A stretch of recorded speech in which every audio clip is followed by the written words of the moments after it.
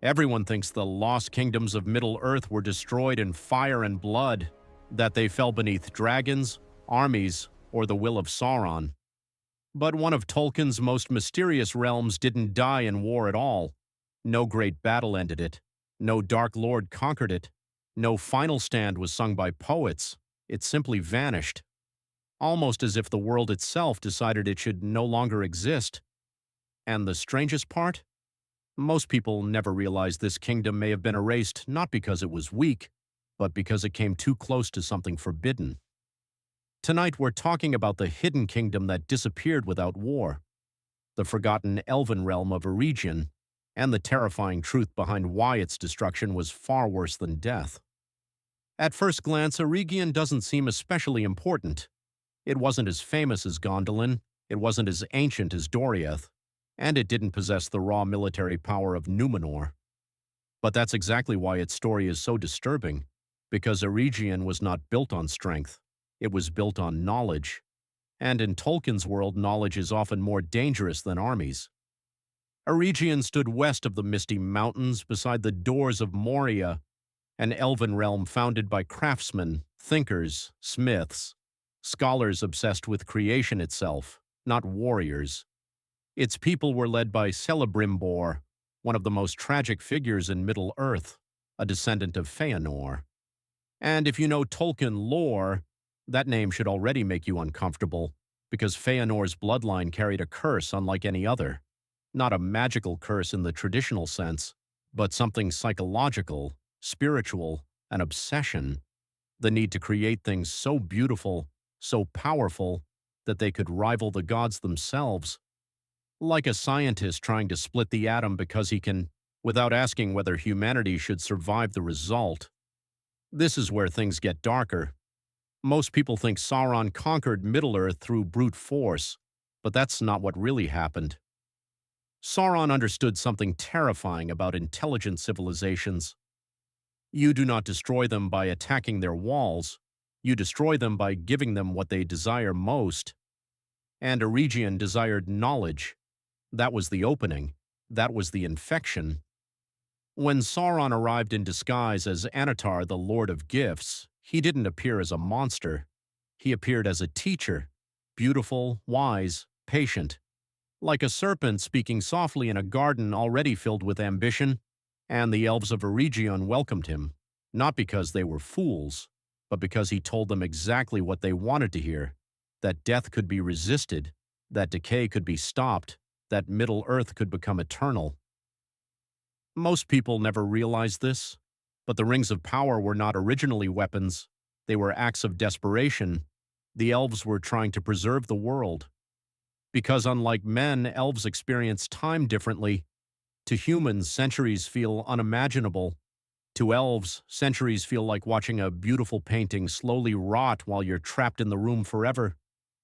They watched forests die, kingdoms fade, memories dissolve, and Eregion became obsessed with stopping that process. That's why they forged the rings, not for domination, for preservation. But Tolkien's world has a hidden rule that appears again and again. Anything that tries to freeze time eventually becomes monstrous, because life requires change, and the moment you attempt to imprison beauty forever, you begin to corrupt it, like holding sand too tightly until it cuts your hand. This was the true poison inside Eregion. Celebrimbor and his smiths believed they were mastering creation, but they were actually surrendering themselves to a deeper force, dependency. The rings amplified this desire until preservation became obsession, and obsession became vulnerability. This is where Tolkien becomes almost frighteningly philosophical. Because Sauron did not merely forge the One Ring to control others, he forged it to dominate reality itself, to impose a single will upon a changing world. The One Ring was essentially tyranny in physical form, a machine designed to force existence into obedience, and when Sauron put it on, the elves immediately understood the horror. In an instant, they realized their thoughts had never been private, their works had never been free. Everything they created had already been connected to him. Imagine discovering the house you spent years building was secretly designed by the man planning to enslave you. That was Eregion's nightmare, and suddenly the kingdom built on knowledge understood something unbearable. They had invited their destroyer inside willingly. Now here's the part most adaptations barely touch. Eregion was not destroyed immediately. There was no sudden apocalypse. There was something worse: paranoia, fear, collapse from within. Because once trust dies inside a civilization, everything else follows. The elves hid the three rings. Sauron demanded them back. Celebrimbor refused. And yes, eventually war came. But the war itself was not the true destruction. Eregion had already spiritually collapsed long before its walls fell. That's why its ending feels so haunting. Unlike Gondolin, there was no glorious final myth attached to it. No triumphant memory. Just ruins, silence, abandonment. An entire civilization erased so completely that later ages barely remembered it existed. And this is where things get truly disturbing. Because Eregion's greatest achievement survived, the rings endured, its ideas endured, its temptation endured.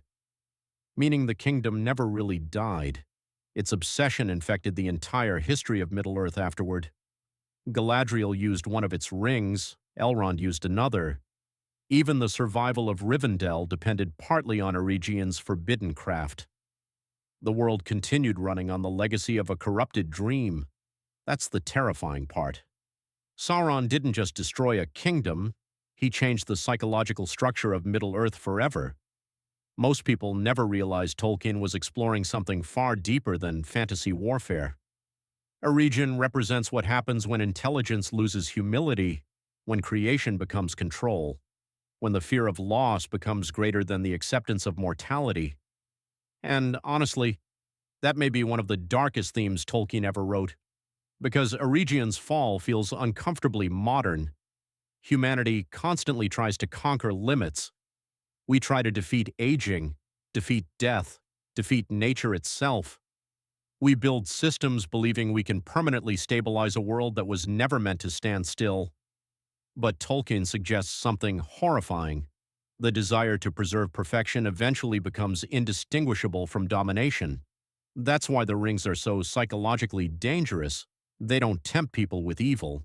They tempt people with the ability to stop loss. And almost nobody can resist that forever. Not even the wise, especially not the wise.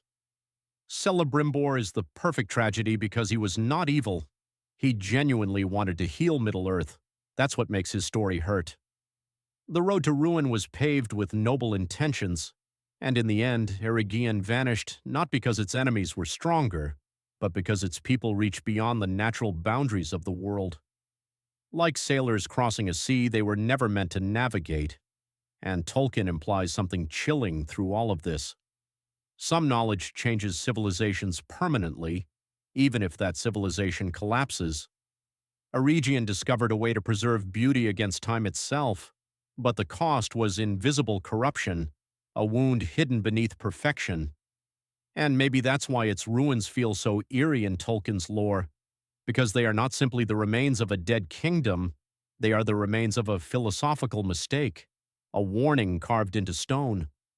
By the Third Age, travel